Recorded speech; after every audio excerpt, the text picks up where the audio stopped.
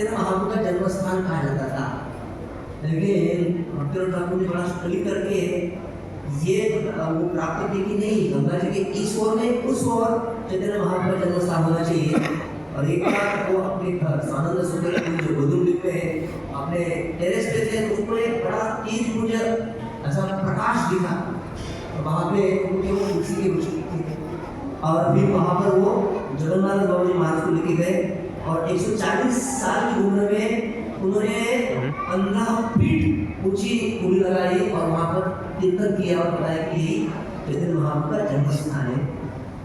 तो फिर 1897 में जब बाबाजी महाराज की उम्र करीबन 67 साल की थी, उन्होंने सोचा कि अभी मैं वृंदावन में भजन नहीं करूँगा, अभी मैं चैतन्य महाप्रभु के नगरी में जाकर भजन। तो फिर 30 साल के बाद वृंदावन छोड़ा उन्होंने, और फिर जब डॉक्टर ठाकुर जी ने योग पीठ का जीर्णोद्धार किया तो वो वहाँ पे आए, और फिर उन्होंने वो आने के बाद नवदीप में रहे। आज नवदीप जो शहर है, नदिया बोलते हैं नवदीप, उस समय कुलिया ग्राम के नाम से प्रसिद्ध था, कुलिया ग्राम। तो वहाँ पर आए, और ये कुलिया ग्राम सिद्ध बाबा जगन्नाथ दास बाबा जी महाराज का वहाँ पर निवास था। तो वहाँ पर आके गौर किशोर बाबा जी महाराज वहीं से मिले, और फिर वे जीवन के अंतिम दिन तक वहाँ नवदीप में रहे, कुलिया ग्राम में। और वहाँ पर भी उनका वही था कि माधुकरी करना और जीवन बिताना।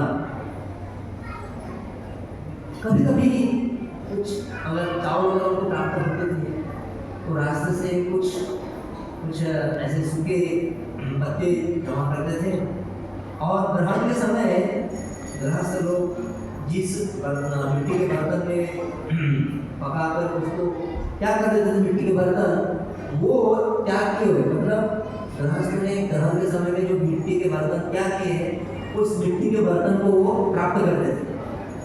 और कुछ अगर माधुरी को चावल मिल गया, सूखा चावल, तो गंगा जी का जल लेके उसमें से ही वो चावल को पकाते थे, उसमें थोड़ा सा नमक वगैरह डालकर थोड़ा सा बस वही ग्रहण करते थे। कभी कभी इस सूखे चावल को स्मशान भूमि में कुछ वस्त्र भरे रहते थे, ऐसे स्मशान भूमि से वस्त्र को प्राप्त करके उसको धो के उस चावल को, सूखे चावल को बांध कर उस कपड़े को गंगा जी में भिगो के रखते थे, 2-4 घंटे भिगो के रखते थे। उसके बाद जो चावल ठंडे पानी में, गर्म पानी में, ठंडे पानी में भिगो के रखते थे। 2-4 घंटे के बाद जो चावल थोड़े से नरम हो जाते थे, ओके, फिर उसको ही भगवान को भूल लगाकर उसको ग्रहण करते थे। इसको साक्षात वेला है। अब आप बताइए कि सूखे चावल आप ठंडे पानी में 5-6 घंटे में रखेंगे तो कितने पकने वाले हैं, लेकिन बाबा जी महाराज ऐसे थे। अगर बाबा जी महाराज को कभी तो लगा कि माधुरी अगर नहीं जाना है तो नहीं जाने, तो बात करी वो गंगा जी के पानी में जो मिट्टी रहती थी, उस मिट्टी में वो गीली मिट्टी को लेके खा जाते थे, हो गया उनको। हम समझ नहीं पाते है ना। मतलब आप सोचिए किस प्रकार का वैराग्य कि गंगा जी की मिट्टी को ही खा लेते हैं, हो गया और फिर भजन हो जाए। कंटिन्यूस एक जगह बैठकर कंटिन्यूस घंटों घंटा भजन करो, हरे कृष्ण कृष्ण कृष्ण हरे हरे राम राम राम हरे भजन। मगर उनका नियम था कि कम से कम 128 वाला जब करना ही करना था, है ना, उसके बाद जो करना। और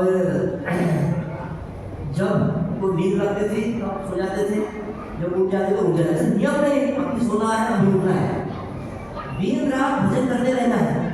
जब तक तुम झपकी लग गई तो लग गई, उड़ गए तो उड़ गए, बस भजन शुरू, है ना। स्नान गंगा जी में जाके स्नान करने का, और जो भी स्मशान भूमि में ऐसे वस्त्र हम देखते हैं ना, शव को सफेद वस्त्र में बुलाया जाता है, फिर वस्त्र उधरी, और फिर ऐसे ही स्मशान भूमि के आसपास जो वस्त्र मिलते थे उसी वस्त्र को धारण करते थे। और अद्भुत जीवन है ना, वैराग्य पूरी तरह, वैराग्य भौतिक जीवन से पूरी तरह वैराग्य, और भजन में कुछ लगे, भगवत भजन में कुछ लगे थे। फिर बाबा जी महाराज ने जब पुत्र ठाकुर देखा, आज बाबा जी महाराज उम्र हो गई नहीं, 67 साल में आए वो नवदीप में, फिर पुत्र ठाकुर को मिले, फिर उनको लगा